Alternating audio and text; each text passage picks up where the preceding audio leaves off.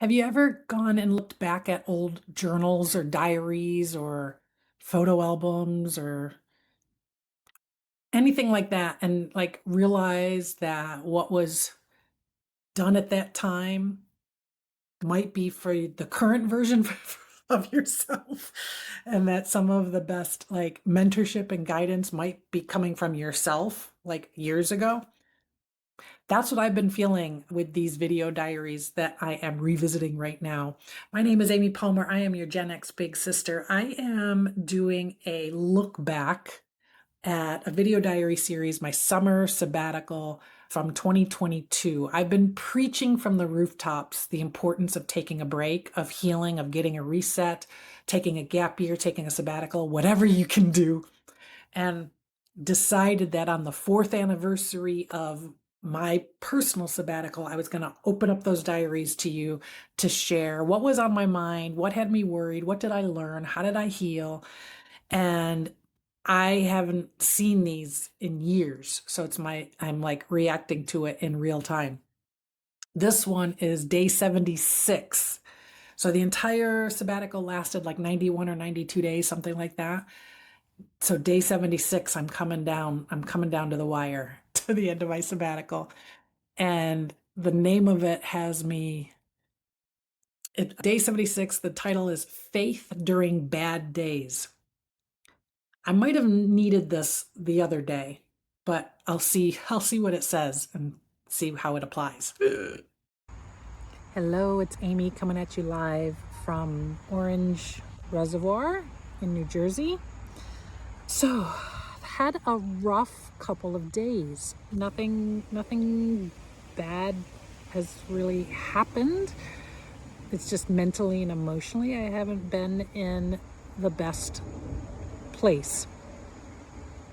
The fears and worries that I expressed the other day have been recurring and in some cases expanding, and I'm working on that for sure. But big dip in my energy level and my overall, I'm at a lower vibration than I had been.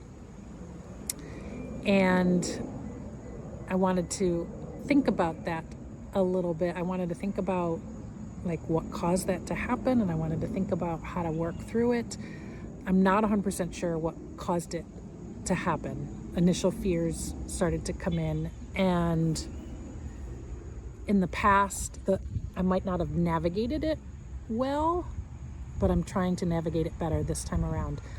But here, okay, my thoughts are a little bit all over the place. So energy dips, vibration dips, and then I have like a fear of depression and anxiety coming back, and I have a fear of my negative thoughts coming to fruition. So then like you're in this little spiral. And then I tend to turn towards trying to distract myself in some way, and I do that through avoidance, either streaming binge watching shows, or scrolling too long on social media or things like that just sort of numbs the current feeling, but it doesn't solve it or cure it, and if anything it makes it worse, and I feel the vibration continue to dip, and I start to feel like I don't want to do anything. I start to feel starting to fall into inactivity, whereas daily activity and stretching and meditation, all those things that have been working for me and that have been sort of keeping me on a high, find it harder to get motivated to do it. And lots of self-doubt and lots of just lack of confidence that kicks in with what I'm doing, with what I want to do, etc. So I had been on a high for several weeks. And so what I've been trying to do is think back to that. God, I hate watching my hair blow around in the video. Okay, trying to ignore it. So what I'm trying to do is I'm trying to remind myself of what I was thinking and what I was feeling when I was in my best state. So really thinking about my highest self. When I am my best self, when I am most connected to my higher self, when I am in my best energy and vibration, what was I clear about?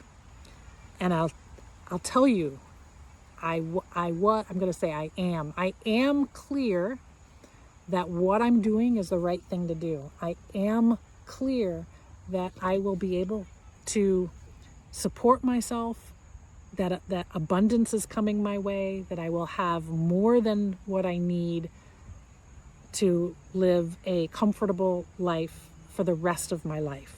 I am clear in that. I am clear that I do not want a corporate job at this time. I am clear of how I want to be able to generate my income through various projects. I am clear about the passion project that I want to launch in the fall, which is going to begin with a podcast series. I am clear in all of that, and I know that it's going to bring I'll be contributing a lot, and I'll be receiving a lot, and it's on the right path, and I'm doing the right thing. So when I am most connected to me in my best self, that is what I'm clear about. And when that gets shaken, even temporarily, momentarily, all of those things start to seem, I start to question and doubt myself around all of those things. I'm not sure who to express it to, because those who love me also want to be practical. And I'm not necessarily, that's not necessarily what I'm shooting for right now, is being practical. I'm shooting for this next, preparing for this third age of my life and living it to its absolute fullest. And being practical may not support that. And those who love me can see things through their own filters of fears, etc. So I can't really fully express what I'm thinking and feeling and experiencing in that way. But that's what I'm trying to do is, when I feel myself slide into a low state, I'm trying to just have faith, just have blind faith that my higher self's got it right. And that could be, that could be what other people refer to as their religion, or as God, or whatever faith steadies them. This would be my interpretation and version of that. So just sharing this message to just be clear that it's not all rainbows and sunshine, that I'm having hard days. Last couple mornings have had a hard time getting jump started into my day, even though there were things that I needed to get done. I do want to make note of the fact that it makes a tremendous difference that I'm living with people that I love, that love me. Because if I was back in my apartment in Laguna right now and experiencing emotionally and mentally what I've been feeling the last couple of days, I might have ended up having a bathrobe weekend like I have done in the past, and not moved, not left, not gotten up, not gotten outside, etc. It helps to have people around me, because what goes through my head is, I don't want people I love to witness me in this state, and that motivates me to get myself up and to pull myself out of it. So I think that's all I have to say about that right now. The last time I tried to pursue my own thing, my own business, good 10 years ago, I stopped because the self-doubt started to outweigh the positive, and I didn't have the right tools to navigate the fear and the self-doubt. And I am going to do that differently this time. So hope you're all having a great day. Take care. Bye. Oh, okay. I had a rough couple of days this week too. I think I handled it differently and better than I used to.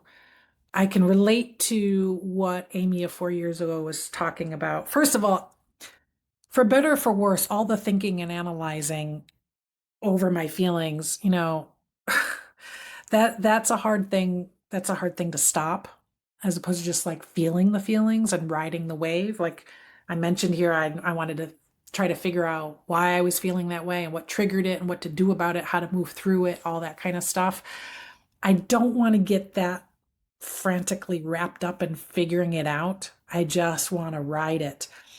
I mentioned how back when I was living in Laguna, I would have bathrobe weekends where, I just didn't do anything. I would come home from work on Friday, go to work on Monday morning. Nothing really happened in between because my mood, I was in a depression for sure. And I have changed how I deal with those periods. And and I came to that a little over a year ago when I was going through coaching with my coach Lizzie Merritt, and we talked about giving myself grace and permission to ride the wave of the feeling. And I put a name to it. I call it a cocooning day. And I planned for them. So I would plan my cocooning day and I would put some structure around like how long is long enough.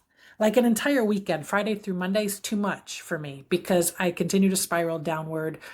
There's no restoration, there's no refresh. It's just a bad place. But one day can can be doable if I put structures in place. Like and I remember my coach Lizzie saying, when you have a day like that, what would be good to have happen in that day and what would be sort of like too far, or like what kind of boundaries do you want to put in place? So I would talk about what kind of activity I would want to do. Like if I'm gonna stream, if I'm gonna Netflix it all day, do I put a limit on it? That it's a half day, or if do I want to put some structure around, if I want to eat bad food, how much bad food? Like, or is it just like one ice cream? I can have one ice cream on my cocooning day and like give myself like some boundaries on what I can do. I can sleep as much as I want, can lay around as much as I want and rest. I can watch some movies, I can have some ice cream, but other than that, that's my time and that's my space. And then the next day, I can get up and proceed. A lot of the times when I approach it that way, I don't even take the full day. My cocooning day ends up being like a cocooning 2/3 of a day. And by that night, I'm feeling much better and I'm feeling like doing something. So, so that has been huge for me in dealing with when I'm in my lower vibrations. But so much of what I said in this video diary, I can still relate to. I talk about, like, the thing that I was reminded of that I have forgotten is revisiting what the highest, best version of myself feels and thinks and does. I know what my highest, best version of myself does, but when I'm in my lowest state, I don't feel like doing those things. But I can at least visit the thoughts that I have when I'm in that state. And the clarity that I described, I'm still having that same clarity. I had clarity. I still have clarity that I am on the right path. I'm doing the right thing. What I'm doing is having an impact. What I'm doing is I am generating revenue to cover my expenses. Like a lot of that, I'm really, really clear about the direction that I'm going. I just want to go further. I just want a little bit more. So I can relate to that. And oh, the part about talking to people, not having anybody to talk to about it, really. I do now, primarily because of the cohort of women that I've met through the Life Leap program. So I was able to find community of women coming from various walks of life, coming from all over the globe, and and these are people that were attracted by Gloa Tanmo, our coach. So we have some commonalities, but a lot of differences. But it's it's been very, very healing to be able to share with each other when we're struggling and when we're having these thoughts of doubt, and to remind ourselves of what our highest, best version of ourselves wants to do. So I have had that community, and that has been priceless. So I didn't have that 4 years ago. At the same time, it is possible sometimes that I have,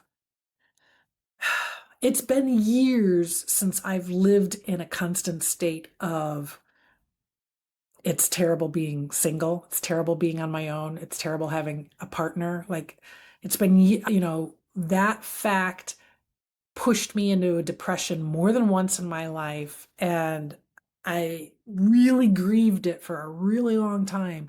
But for the past several years, I have not felt that. I have not felt a compelling need for a partner. I haven't felt less than because I don't have a partner. I've been in a very healthy place. And the more I've been talking about blueprint breakers and women living lives outside of the traditional norm, the more empowered I have felt and the more connected to my life. However, when I'm in a low state, there are times when it hits me. I guess it's like, because with grief, every once in a while you get a pang, like a stabbing pain, grieving a loss or grieving what you don't have, like similar to the childlessness. The other day, I had like a stabbing pain of the aloneness, that I didn't have my person that I could go to with all the things that are on my heart right now, that would hear me and not judge me and not try to solve me, but would just hold me and listen. So I did have a moment the other day where I really, really wished, that I had that. I did. And even those that have partners sometimes don't have that. But so it's not always single woman power. Yay, hear me roar. It's not always that. There are still moments. But this video diary was a great reminder to revisit my highest best self. What was I thinking and feeling, and what am I clear on in that version of myself?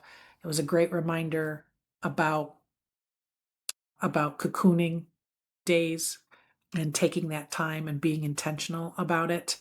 And yeah, thank you, Amy of 4 years ago, for reminding me of that.